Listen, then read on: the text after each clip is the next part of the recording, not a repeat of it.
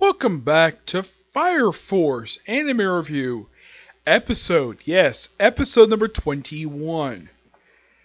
Yes, it has been 7 months since the last episode aired for this series. We're now in the second season of the show, and this is the 25th episode of the series. Like in the case of the first season, where occasionally did this, where the episodes got 2 titles. Yeah, the first half of the episode is called, if I can get to it, Fight Between Fire Soldiers, and the second half is a men's fight. This episode pretty much finished up adapting Chapter 90. That has 2 pages of the chapter, the entirety of Chapter 91, and most of Chapter 92, but they skip about the first 5 pages. They're probably going to save that for the next week's episode. Yeah, I kind of suspected they were going to start up with this. Yeah, but here's the thing. 92 comes first. They put that before the stuff for 90-91. Though in the case where what order they adapt the pages in is quite interesting. They took the first 2 pages of what they adapted for this episode and put it as a flashback later on. We have Shira, Maki, Tabaki, and Iris going shopping. The reason? Because the lieutenant's got poor fashion sense. So they am going shopping, and of course, well, Iris and Tabaki are wearing girly outfits. Though Iris, this is the second time you see her without her, let's just say, her nun attire in the series, which is done in public. And we also have Maki wear like a muscle shirt. Like, it was a hint that she would put on this stuff, and it's like, nah, we'll just bring it anyways. So they go shopping, and they try different various hats. And Iris, while doing this, Iris gets so close to Shira. It's hinted that Shira has Nick for Iris, despite the fact he has about 4 or 5 other women who's got a thing for him. It's very open that the Captain of Company 5, voiced by Colleen Clickenberg, thank you for coming back for this, even though her appearance was just for a brief cameo. I'll get to that.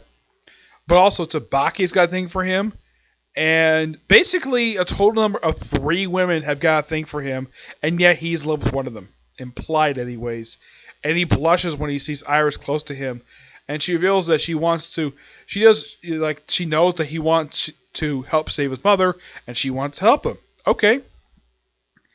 And then, at that point, up until the end of this particular thing, we actually have an anime original fight scene. Yep.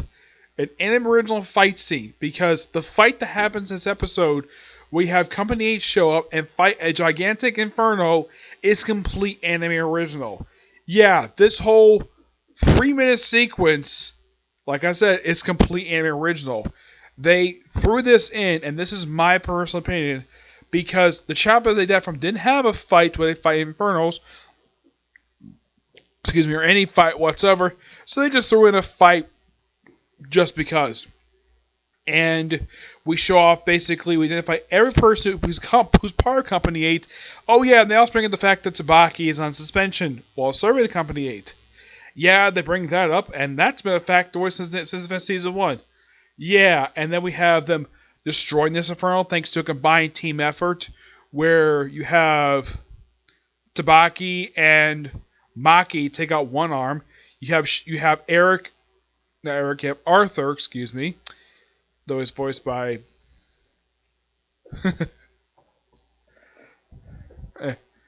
oh, yeah. You have Arthur taking out basically one of the legs. The Cap takes out one of the legs. Heck, the Lieutenant is the one who takes out the left arm. And Shira takes out the heart, and that's it.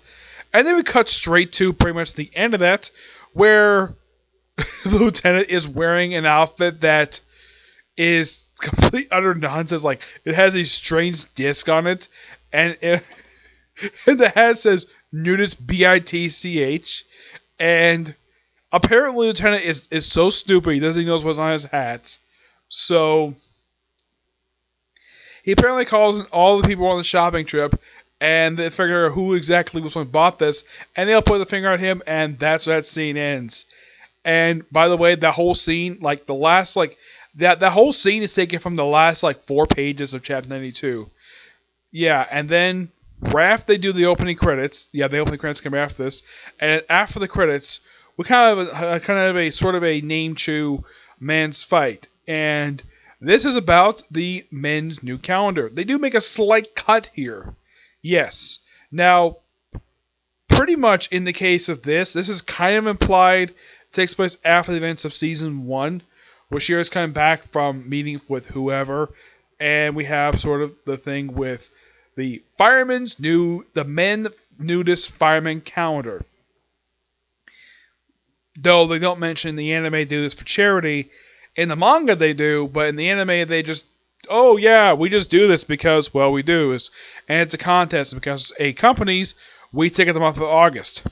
And the last 4 months based on popularity contest.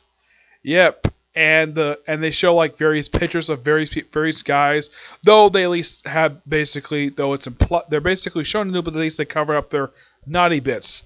Yeah, we're like everybody, and of course Shira thinking that maybe I'll see I'll see Hibara in the new, and he's like, and Naruto is like, are you really thinking that this is a men's new calendar? Yeah, and all the images they show in here, what happened in New Calendar, yeah, that is not anime original. That's pulled directly from the manga itself. Though they make a slight cut here because in the manga, you actually see him pick the thing up. In the anime, it's automatically in his hand. Yeah, I'm not really sure why they changed that for. It's just kind of weird. And the whole thing is like, okay, let's just do this and that. Who does that gets to be front and center. From a python to a cobra. It's very simple to do this. Heck, I can do it too. And whoever can do that successfully can be the front center. And it's Shira. And of course, it gets dead last. But yeah, that's pulled. And of course, the final image of the episode is basically the group just having a bunch of fire hoses basically covering themselves up while being posed nude. My guess is that the Captain Company, I guess it's Hibara, must have really bought this. She's in this episode, and all of her lines are most the same anyways, and her scene is not anime original. That is the actual scene they have from the manga. They just basically adapt it. That's taken from about 2 pages for roughly a 30-second appearance. And yes, that is Colin Clickenbeard basically reprising. Oh yeah, Eric Vale. I forgot. Yeah, Eric Vale, one voices Arthur. Yeah, the girl is basically Iris M. Tabaki, who were in this episode. Like, because I'm watching the English dub, everybody reprises their roles. But it seems like, with the exception of Shira and a few others, mostly a lot of these people get basically very minor roles in this first episode. Heck, even Captain Hibara, who was a big part of season 1, she was in several of the episodes. Here it's like a quick 30-second cameo. Yep, and she's really wanted to see Shira in the new because she has a thing for him. And she's the only one to make her basically feelings for Shira public. Yeah, she's the only one of the 3 women who got a thing for him, and she's the only one who basically make it known to him. Yeah, and that's what the episode ends basically show off the fireman's calendar got dead last. Oh yeah, they also add this one little minor thing of Vulcan seeing Giovanni. He's like, oh yeah, that's doctored. Yeah, that is definitely an original because, well, Vulcan and Giovanni don't get along with each other. Yeah, but mostly put, it was actually a pretty good episode. Very calm before the storm. And it's not that surprising they start up with these couple it's not surprising to start with this because, well, you gotta start at this arc somehow. So yeah, we're kind of already in the first Company 4 arc, which is an arc that takes up chapter. Takes up. I know it starts with 1 and wraps up with chapter 99. It's roughly just a 9-chapter arc. This episode roughly went through the first couple episodes. Mm-hmm. Yes. Now the question is how far season 2 will go for, because season 1 only covered the first 7 arcs in just 24 episodes. In the case of Verse Company 4, since they got roughly about 6 chapters left, I'd say the probably finishes up and it probably about by episode 3 or 4 at the latest. Yeah, that's how long it'll take it to do this particular very quick. Yeah, now Indicates the arc's cover like fifth pillar. That's roughly just 12 chapters. My guess, 4 episodes that one. Chinese Peninsula, which probably going to do that one too. This one is 11 chapters, probably also 4 episodes as well. First Holy Soul Temple. Yeah, a lot of them simply put like 11 chapters, but I would say they're probably going to get my episode, I guess. Because some of these episodes, some of these arcs are really short. How far do I think they'll get to? They'll probably ended with the standalone stories. That's possible. That or joint investigations. They'll probably ended with that one. But who knows? They'll probably ended with that, or they can end with standalone stories. But they could end even with Hydra Industries, because that one's roughly like 14 chapters. So I wouldn't be surprised if they ended with the 12th arc of the manga. So yeah. But now, moving on to the newest chapter of the manga, which is chapter 224, Sun and Moon. This was released last week. Yeah, on the this was actually released Sunday. Yeah, I believe so. Yeah, so now we have new chapter of the manga. Chapter starts off with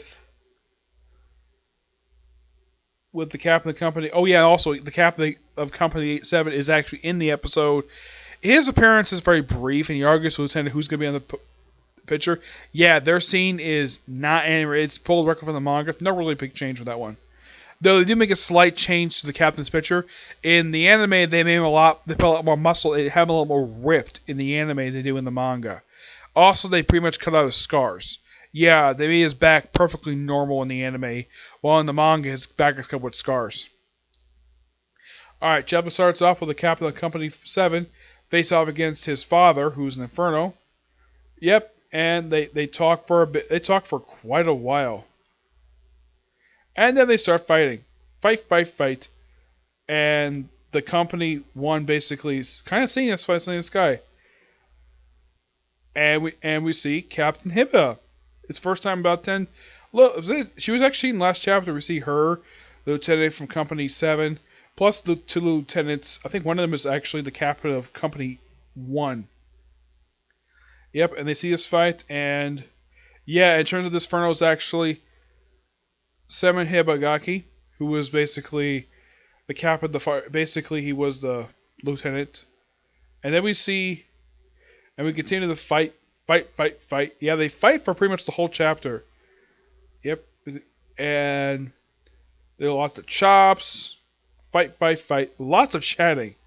Like we talk about Dola. And the chapter ends with basically them staring at each other. Yep. It's a pretty somewhat quick read. Yes, you see a lot. Yeah, mostly you can see this chapter is fight and chatting. It's just basically they're going back and forth by their usual like style, recognizing style. How in the world this Inferno basically maintains intelligence, I have no idea. Though it's actually his mentor. That one's called chapter 225. That's at Moonlight. This is a good chapter. It's interesting though. It's one of those chapters where Shiro does not physically appear. Yeah, he's absent for this chapter. Yep. I'm going to give this chapter roughly a 9 out of 10. It's nice to see Captain Hipper again. It's been only just a couple of chapters last to see her, and can't wait to see what comes next for the actual manga itself. Okay, so that's it for this particular review, and that's it for videos today. Tomorrow, I probably will have like maybe one video tomorrow. Probably review of Drum Kingdom arc for One Piece. And maybe if Case Goes come back tomorrow, I'll probably review that. If not, well, I'll just probably review New Chapter Manga if that's even released at all, okay? So, until you see the next video. Bye.